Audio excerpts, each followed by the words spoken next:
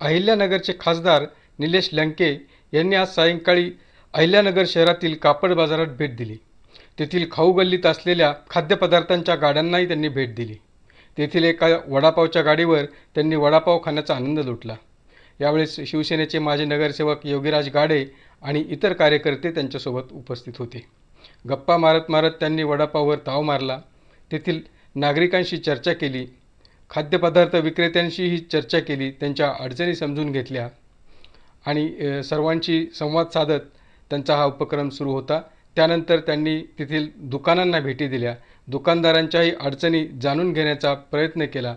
अचानक खासदार आपल्या दुकानात आल्याचं पाहून दुकानदारही हरकून गेले होते. विविध दुकानांना भेटी देत लंके यांनी कापड बाजारातील समस्या तर जाणून घेतल्याच, परंतु तेथील दुकानदारांना दिलासा देण्याचाही प्रयत्न केल्याचं दिसून आलं. आपल्या साधेपणाने ओळखल्या जाणाऱ्या लंके यांनी आज कापड बाजारात अचानक भेट देऊन तिथल्या दुकानदारांना जणू सुखद धक्काच दिला होता.